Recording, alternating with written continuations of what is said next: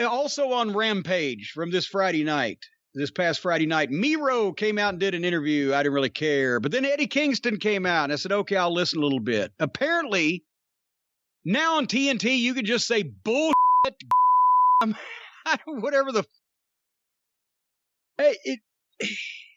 Are they going to use up the ability to... Do they have a quota, or is it just free now? They can say shit and bullshit and piece of shit and carny piece of shit. Are they going to wear that out where it doesn't get a pop anymore? I don't think so, and I also think specific to Eddie Kingston, he's a New York guy, and it's a natural thing, and he sounds natural delivering those lines. Not even delivering those lines, saying those things. So if anyone's going to curse, I'm okay with it being Eddie Kingston.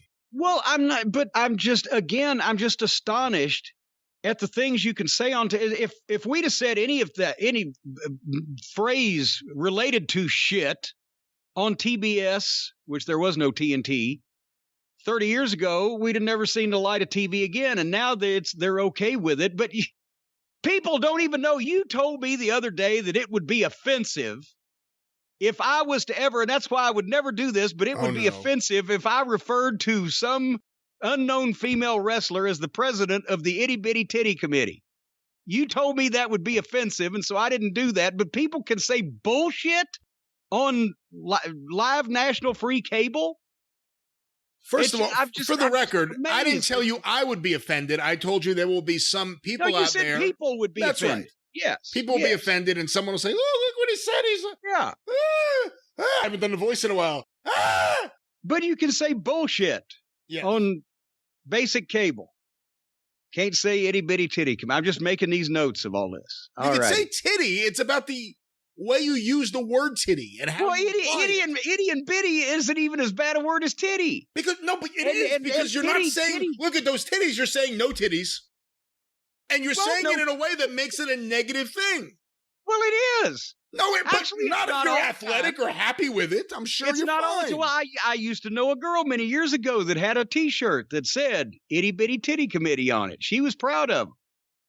I knew someone who had a shirt that said 30 and dirty. It doesn't mean that their logo on their shirt represents the lifestyle of everyone within that range. I'm sure there are plenty of people. There's a reason women get breast augmentations. I'm just saying that on the scale of obscene and or unsavory words, itty and bitty are not even as bad as titty.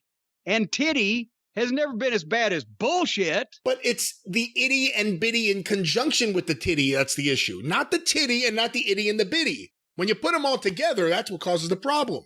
To someone, somewhere. We'll have to send that out to committee. Anyway, so then Kingston did a promo on Miro's stupid God. And is he totally talking about Miro's individual God, or is he slipping in some atheism here? I think he was slipping in some atheism here. It was pretty interesting. Yeah. Yeah. And he kind of rolled his eyes when he did it. So that kind of hooked me there. And then Kingston charged and Miro bailed out and Kingston went after him and Miro hit him with a belt shot and they got a fight in the ring and no bell and no referees and no security. And Kingston hits Miro with a DDT, and then they played Kingston's music, and it was another wrestling skit. Why can't they just, again, to be honest, if they put the effort in to make these things look legitimate, still when you have 4 or 5 of them in the same show, it just loses all legitimacy anyway. But you could make efforts to not make this look like a set-up wrestling skit off the South Park episode, complete with music cued and playing at the right points when the impromptu brawls break out. That's a big issue all over AEW, the music being played at the right moment, perfect timing for whatever's going to happen. And of all the things to complain about, it ain't going to be this for me. I've enjoyed every Miro segment since he's gotten away from Kip Sabian. I think he's great. I thought Eddie Kingston was great here on the mic. Had the crowd with him. Everyone loves a D's nuts joke, and now he's owned it. He's got a T-shirt with it on it. I like the segment. I thought his segment was probably the best thing on the whole show. Well, that's what I'm saying. I want to like this.